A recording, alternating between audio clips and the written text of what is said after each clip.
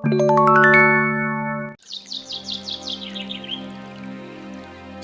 काफी हो गई है। इतनी देर तक तो कभी भी नहीं रही मेरी मम्मा घर से बाहर। मेरी मम्मा तो हमेशा यही कहती हैं कि बेटा शाम होने से पहले ही अपने घर लौटना चाहिए।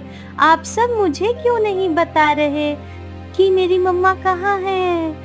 मेरी मम्मा ठीक तो है ना गुड्डू मामा?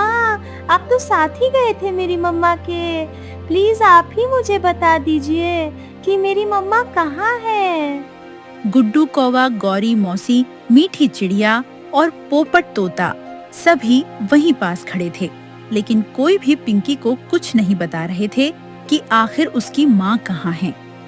मुझे लगता है कि पिंकी को सब सच सच बता देना चाहिए कि इसकी मम्मा अब इस दुनिया में नहीं रही। नहीं नहीं पोपट, वो अभी बच्ची हैं। शायद वो ये सब बर्दाश्त नहीं कर पाएगी। हम टाइम लेकर उसे बता देंगे।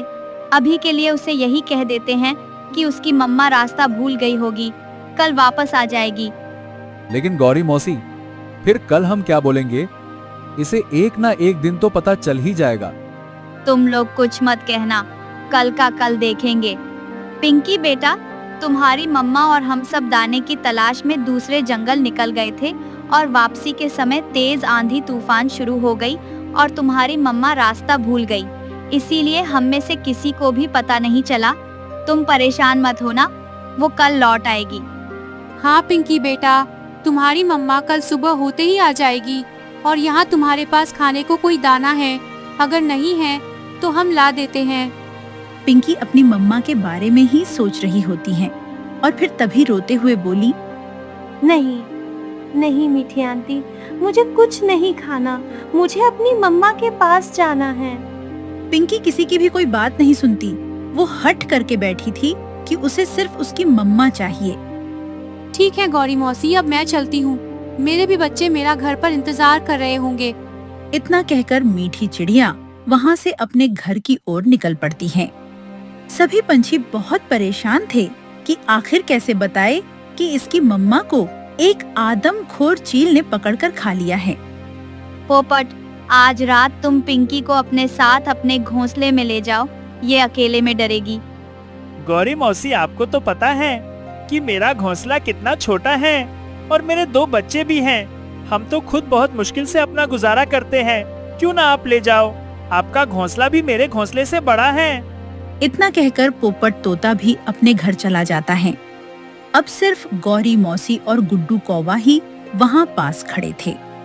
गुड्डू, मैं पिंकी को अपने साथ तो ले जाती, लेकिन मैं मजबूर हूँ क्योंकि मेरा घोंसला उस जंगली शिकारी चील के घर के पास में ही है और वो कभी भी मुझ पर हमला कर सकता है और मेरे में अब इतनी ताकत कहाँ कि मैं अब दूसरा घर बना पाऊँ। इसीलिए मैं नहीं ले जा सकती। गुड्डू, तू एक काम कर, पिंकी को अपने साथ अपने घर ले जा ले, और वैसे भी तेरा घर यही पास में ही है। इतना कहकर गौरी मौसी भी अपने घर की ओर निकल जाती हैं। सभी पंछी धीरे धीरे करके तो निकल गए, लेकिन गुड्डू कौवा का घोंसला पास में ही था। इसीलिए पिंकी को उनसे उम्मीद ज्यादा थी कि वो उनके साथ रहेंगे, लेकिन गुड्डू कौवा भी ऐसा करने को तैयार नहीं था। अब मैं भी चलता हूँ। तुम्हारी चंपा मामी इंतजार कर रही होंगी। कल सवेरे मैं मिलने जरूर आऊंगा। सभी पंछी अपने अपने घर चले गए। अब पिंकी चिड़िया अकेली रह गई। मम्मा, आप कहाँ हो? आपके बगैर मुझे डर लगेगा। मैं कैसे अकेली रात गुजारूंगी? अब रात भी हो जाती है। पिंकी चिड़िया अपने दिल में अपनी मम्मा के ख्याल सोच सोच कर रोती रहती हैं। पता नहीं क्यों इन लोग मुझे सच नहीं बता रहे मेरी मम्मा के बारे में। मम्मा, मुझे डर लग रहे हैं। प्लीज मम्मा, तुम आ जाओ मम्मा। पिंकी, पिंकी बेटा, मैं तुम्हारे पास ही हूँ। मम्मा, तुम मुझे नजर नहीं आ रही। तुम कहाँ हो?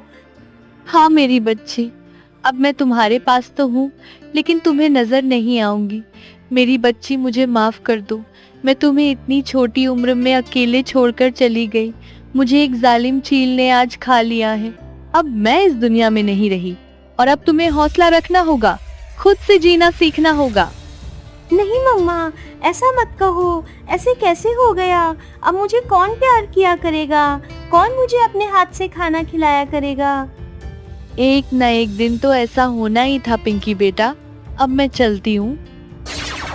मम्मा, मम्मा। सारी रात बेचारी पिंकी रोती रहती है और अपने मम्मा को पुकारती रहती हैं। अगली सुबह फिर से सारे पंछी इस मामला को सुलझाने के लिए इकट्ठा होते हैं। मुझे पता है, हम में से कोई भी नहीं रखेगा पिंकी को अपने पास। कौन जिम्मेदारी लेता है इसकी? किसी ने संदेश भेजा है इसकी मौसी को? अरे हाँ, हमें तो ख्याल ही नहीं आया। हमें संदेश भेजना चाहिए। वो फिर भी इसका अपना खून है। वो बच्ची है, हम बड़े हैं। कम से कम इसके मौसी को संदेश भेज दे। तो कौन जाएगा दूसरे जंगल? मुझे जाना तो है दूसरे जंगल। मैं जाऊंगा तो बता दूंगा इसकी मौसी को। सभी पंछी उड़कर पिंकी के पास जाते हैं। पिंकी रोते हुए उन सबको बताने लगती हैं। मेरी मम्मा को चील ने खा लिया है। आप सबने मुझे नहीं बताया। हाँ पिंकी बेटा, तुम्हें बुरा ना लगे करके हम सब ने तुमसे ये बात छिपाई, लेकिन तुम्हें ये कैसे पता चला? मुझे कल रात मम्मा की आवाज सुनाई दी थी। वो दिख नहीं रही थी। मम्मा ने मुझे बताया कि अब मुझे अकेले ही रहना होगा। हाँ बेटा, यही हकीकत है अगर तुम जान ही गई हो तो।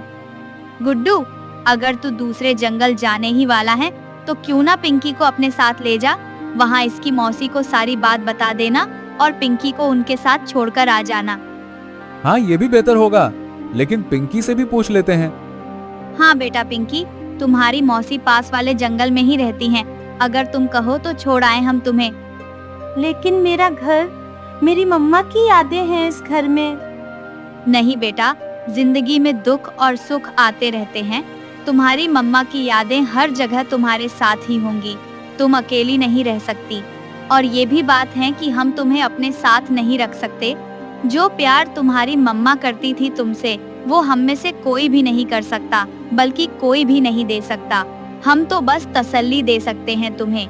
जो दुख हुआ है तुम्हें, वो हम बांट तो सकते हैं, लेकिन असल में तुम्हारी मम्मा की कमी कोई भी पूरी नहीं कर सकता। ठीक है, आप मुझे मेरी मौसी के पास छोड़ा है। मैं उनके साथ रह लूंगी। हाँ, यही में भलाई होगी। चलो पिंकी बेटा, मैं तुम्हें छोड़ आता हूँ। और पिंकी गुड्डू कौवे के साथ अपनी मौसी के जंगल की ओर चल देती हैं। जल्द ही वो दोनों उनकी मौसी के जंगल में पहुंच जाते हैं। वो रही सामने तुम्हारी मौसी का घर। लेकिन मैं पहली बार जा रही हूँ गुड्डू मामा अपनी मौसी के पास। वो तुम्हारा अपना है ना, यहाँ पर तुम सुरक्षित रहोगी।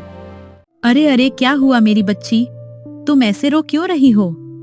कल शाम की बात है, हम दाना लेकर घर की ओर वापस आ रहे थे और उस शिकारी चील ने तुम्हारी बहन नीलू को खा लिया। पिंकी अकेले हो गई थी और हम सभी पंछियों ने मिलकर यही बेहतर समझा कि इसे तुम्हारे पास छोड़ दे। क्या? नहीं, ऐसे कैसे हो गया? मेरी बहन कहाँ चली गई? ठीक है, अब मैं चलता हूँ। आपका बहुत बहुत धन्यवाद जो आप इसे यहाँ ले आए।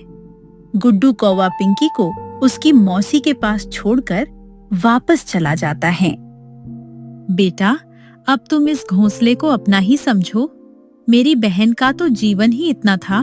मैं तुम्हारी मम्मा की कमी तो पूरा नहीं कर सकती, लेकिन तुम मुझ में अपनी मम्मा का प्यार महसूस जरूर करोगी। जी मौसी, मुझे अपनी मम्मा बहुत याद आती हैं। बस मेरी बच्ची, अब मैं तुझे और ज्यादा नहीं रोने दूंगी। अब चुप कर जाओ। अब तुम यहाँ हमेशा खुश रहोगी। तुम इतना दाना क्यों खा रही हो? ये घर मेरा है और ज्यादा दाने पर हक भी मेरा है। पीहू, जो पिंकी की मौसी की बेटी थी, उसे पिंकी का उसके घर आना बिल्कुल अच्छा नहीं लगा और आने बहाने पिंकी से लड़ाई करने लगी थी। लेकिन पिंकी बहुत मासूम थी। वो पीहू को जवाब देने की बजाय उससे प्यार करती थी। दिन और रात गुजरते गए। फिर एक दिन पीहू की माँ दाने की तलाश में बाहर गई होती है और पिंकी सो रही होती है। आज तो इस पिंकी की बच्ची को घर से निकलवा कर ही रहूंगी। सामने वाले पेड़ पर कौवे के घोंसले को देखते हुए पीहू के दिमाग में एक खुरापाती आइडिया सूझती है और वो सीधी कौवे के घोंसले की तरफ जाती हैं और कौवे के घोंसले से अंडे निकालकर नीचे फेंक देती हैं और वापस जल्दी से अपने घोंसले में आ जाती हैं। थोड़ी देर बाद उस घोंसले का कौवा आता है तो वो देखता है कि उसके अंडे नीचे जमीन पर गिरे हुए हैं। ये किसने किया? ये कैसे हो गया? मेरे अंडों को घोंसले से बाहर किसने फेंक दिया? कौवा चिल्ला चिल्लाकर शोर मचाने लगता है। आसपास के पंछी वहाँ इकट्ठे हो जाते हैं। ये सब पिंकी ने किया है। जब मम्मा दाना लाने के लिए गई हुई थी। क्या हो गया है यहाँ और क्या किया पिंकी ने? तुमने क्यों मेरे बच्चों के साथ ऐसा किया? जो मुसीबत तुम पर आई है इसमें हमारा तो कोई दोष नहीं, तो तुम क्यों इसका बदला हमसे ले रही हो? ये सब सुनकर पिंकी की मौसी को भी गुस्सा आ जाता है और वो भी पिंकी को बुरा भला कहती हैं। मैंने ये सब कुछ नहीं किया। भला मुझे क्या जरूरत थी ऐसा करने की?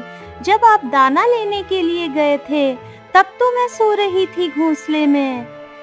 झूठ मत बोलो।